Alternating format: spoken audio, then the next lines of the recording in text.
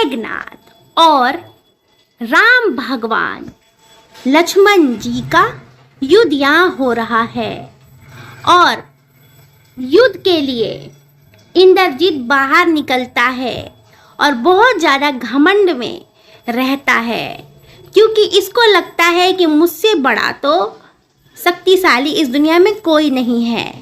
मेघनाद राम जी और लक्ष्मण जी को युद्ध करने के लिए ललकार रहा था, बोल रहा था कि दोनों को मेरे सामने लाओ, मैं युद्ध करूंगा, उन दोनों को आज मैं जान से मार दूंगा। फिर वानर सेना से एक भक्त कहता है कि वो तुम्हें पुकार रहा है कि तुम युद्ध करो। तो लक्ष्मण जी बहुत ज़्यादा गुस्सा हो जाते हैं कि वो मुझे पुकारेगा, मैं उसे जान से मार दूंगा। तो राम भगवान जी थोड़ा शांत स्वभाव से बात करते हैं, कहते हैं कि युद्ध में जीत तो हमारी ही होगी, मगर अभी वो बहुत ज़्यादा ताकतवर तरीके से युद्ध कर रहा है। तो विभीषण कहता है कि उसको लड़ते लड़ते थकने दो, उसके बाद ही तुम वहाँ पर जाना। तो राम जी बोलते हैं कि ये तो गलत हो जाएगा, ये धर्म के खिलाफ हो जाएगा। फिर उसके बाद लक्ष्मण जी अपने भैया से आज्ञा लेकर इंद्रजीत से लड़ाई करने जाते हैं। युद्ध बहुत देर तक चलता है, तीर चलता रहता दोनों तरफ से। कभी लक्ष्मण जी बाण में जीत जाते तो कभी इंद्रजीत जीत जाता। एक बार लक्ष्मण जी के ऊपर वार किया इंद्रजीत ने जान से मारने का, तो हनुमान जी बीच में आते बचा लेते हैं। इस वक्त तो इंद्रजीत ही शक्तिशाली दिख रहा है, लक्ष्मण जी की शक्ति टूटती हुई नजर आ रही है, मगर लक्ष्मण जी भी बिल्कुल भी हार नहीं मानते हैं। आखिरकार भगवान की ही इसमें विजय होती है। मगर ये युद्ध में अभी 2 से 3 बार लड़ाइयाँ होती हुई नजर आएगी आप सबको।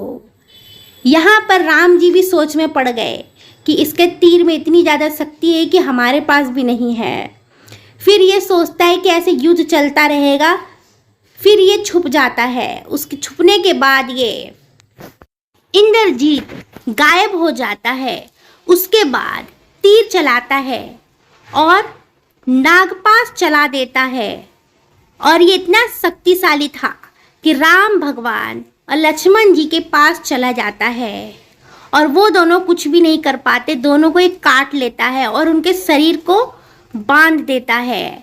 उनके शरीर पर नागी नाग आ जाते हैं, जिसकी वजह से सारे भगवान तक चौंक जाते हैं। शंकर जी की भी आंखें खुल जाती है, बहुत सारे देवता चौंक जाते हैं।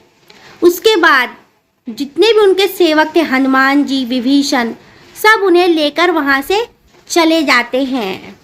इंद्रजीत अपने घर चला जाता है महल में, और रावण बहुत ज़्यादा खुश हो जाता है। वो कहता है कि पिताश्री, मैं युद्ध में जीत चुका हूँ, नागपाश मैंने चला दिया दोनों के ऊपर, अब हमारा ही विजय होगा, अब दोनों भाइयों की मौत हो जाएगी।